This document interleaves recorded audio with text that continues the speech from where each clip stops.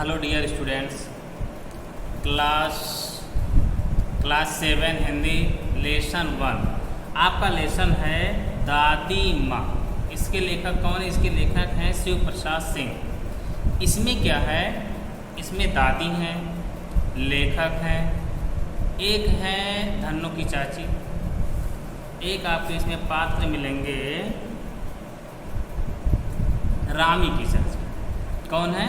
रामी की चाची। इसमें जो भी स्टोरी है, जो लेखक है, दादी जो माँ है, उनकी दयालुता पर, उनकी उदारता के विषय में बताया गया और लेखक अपने विषय में कुछ बताता है। इसमें कहानी क्या स्टार्ट होती है, जो लेखक है उसकी उम्र जो है 20 वर्ष से ज़्यादा है, लेकिन जो लेखक है उसे अगर ज़रा सी भी कठिनाई आ जाती है तो बहुत अधिक परेशान हो जाता है।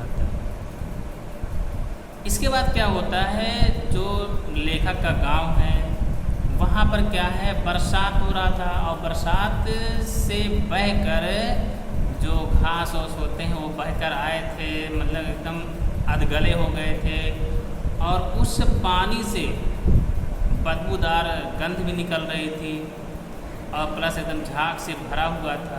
तो उस गांव के जो बच्चे थे उस झाग भरे पानी में जाके नहाते थे। लेखक जो था उसका भी मन हुआ कि हम भी जाए नहाएं, तो लेखक जाता है, उसमें नहाता है। जब उस झाग भरे तालाब में नहाता है तो वो बीमार पड़ जाता है, उसको बुखार आ जाती है।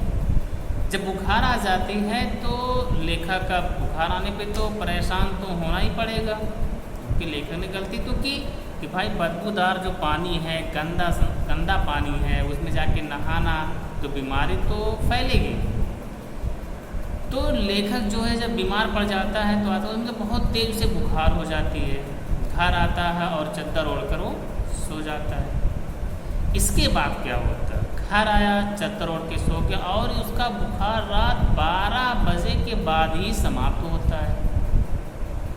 इसके बाद जब दादी को पता चलता है तो दादी भी उस झाग भरे तालाब में स्नान करके वो भी आती हैं और दादी के जो बाल थे वो सफ़ेद हो गए थे और उससे वो जो झाग भरा पानी था उनके बाल से टपक रहा था। लेकिन जैसे ही दादी लेखक को देखती है तो होता क्या है, दादी कभी उसके मत्थे को छूती हैं, लेखक के माथे को छूती है, कभी उसके पेट को छूती हैं और वहाँ पर एक चबूतरा था। चबूतरा मतलब जहाँ जो धार्मिक स्थान होता है, जैसे गोल सा बना दिया जाता है, वहाँ कुछ मूर्ति रख दी जाती है, तो ये जो गोल सा बना रहता है उसे वो कहते हैं चबूतरा। माने चबूतरा वाले चारों तरफ से घेर दिया गया हो, और उसमें मिट्टी डाल के थोड़ा ऊंचाई बना दिया गया, वो चबूतरा होता है। तो दादी माची थोड़ा धार्मिक प्रवृत्ति की थी, पूजा पाठ बहुत ज़्यादा करती थी। तो करती क्या हैं, वहाँ से मिट्टी लाके थोड़ा सा लेखक के मुंह में डाल देती हैं। इसके बाद क्या होता है, फिर उसके बाद अनेक तरह की जो लेखक की दादी थी उन्हें बहुत किस्म की मतलब कि दवाइयाँ याद रहती थी, किस बीमारी में क्या करना है, कैसे नहीं करना है।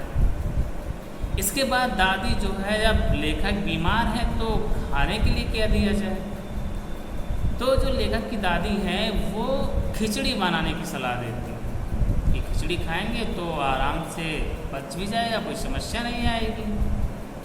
इसके बाद कहानी आगे बढ़ती है, लेखक चारपाई पर पड़ा रहता है। फिर वहीं देखता है कि जो दादी हैं रामी की चाची के ऊपर एकदम भड़क गई थी, एकदम डांट रही थी रामी की चाची। और डांट क्यों रही थी, क्योंकि जो रामी की चाची थी उन्होंने दादी से कुछ पैसा उधार लिया था, लेकिन वापस वो नहीं कर पाई थी।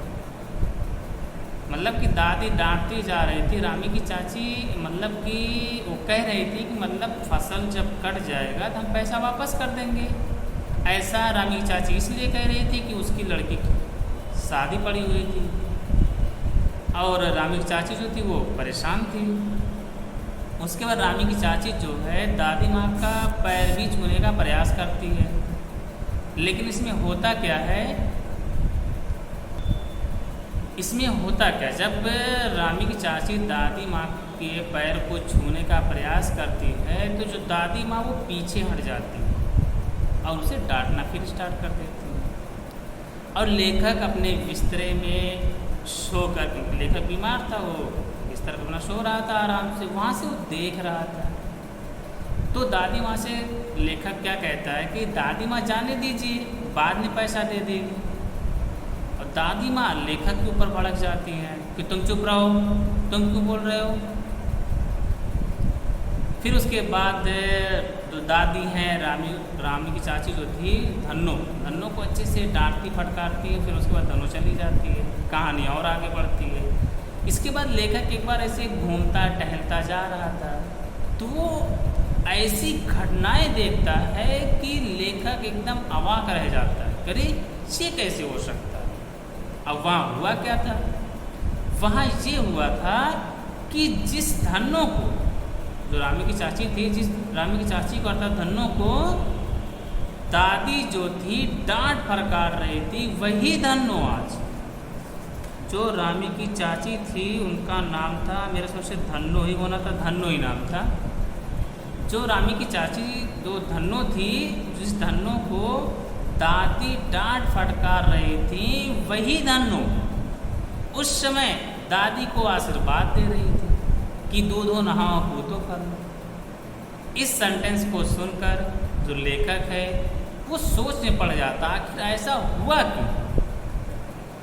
तो लेखक धन्नो के पास जाता है और उसको पूछता है कि अभी कल दादी आपको डांट रही थी और आज आप आशीर्वाद दे रही हैं। तो धन्नो क्या कहती उस समय कि नहीं बेटा, ऐसी कोई बात नहीं है, वो तो देवता हैं, उन्होंने तो मेरा जो पिछला कर्ज था उसको तो माफ़ ही कर दिया, साथ में मेरी बेटी की शादी के लिए मुझे 10 रुपए और अलग से दिए हैं।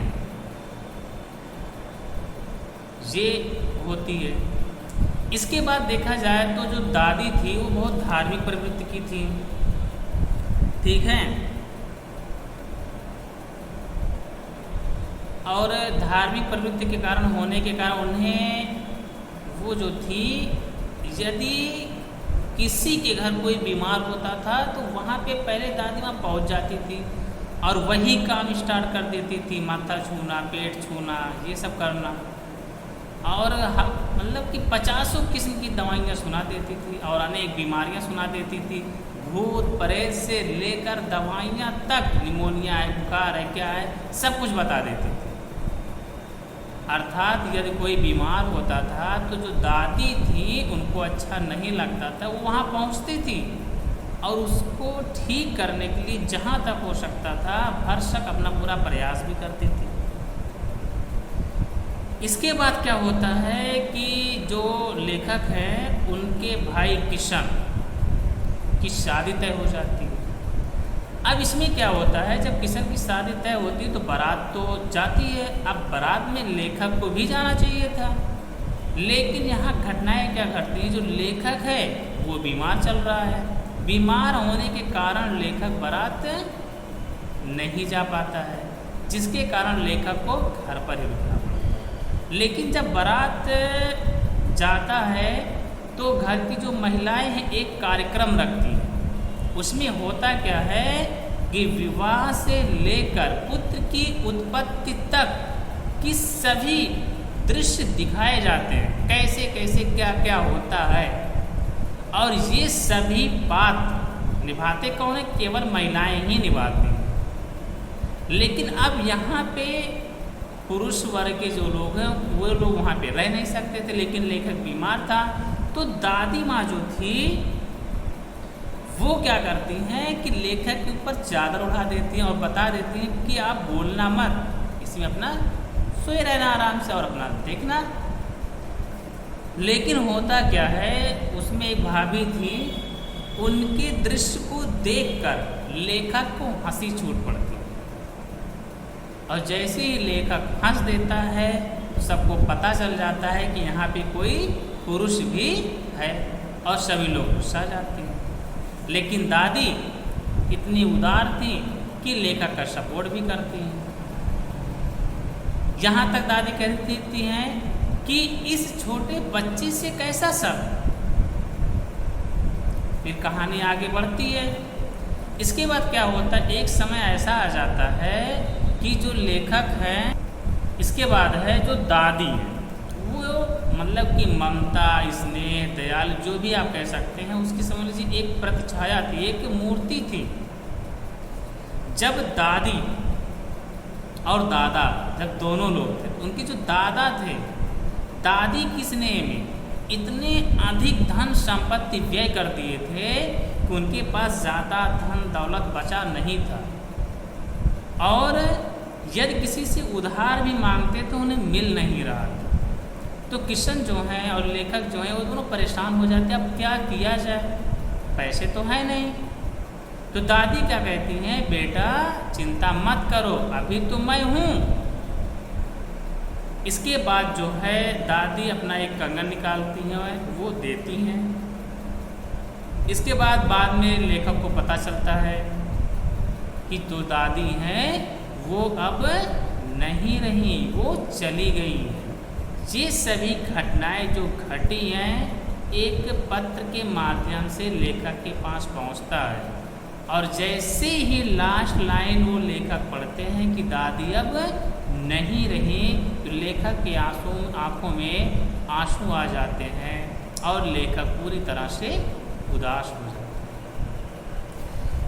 यदि देखा जाए इस कहानी का मेन निष्कर्ष क्या निकल रहा है कि हमारे घर में जो बूढ़े बुजुर्ग होते हैं वो हमेशा अपने बच्चों के प्रति, छोटे हों या बड़े हों, सबके प्रति हमेशा उदार भावना रखते हैं, अर्थात हर एक परिस्थिति का वो सामना करने के लिए हमेशा तैयार रहते हैं।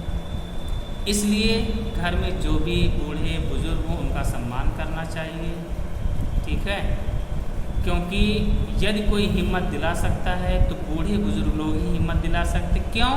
क्योंकि वो हर एक रास्ता से गुजरे रहते हैं, वे अनुभवी होते हैं, उनको हर एक चीज़ के विषय में पता रहता है, किस समस्या से किस प्रकार से लड़ा जा सकता है, उसी प्रकार से सभी को वो राय भी देते हैं। ओके।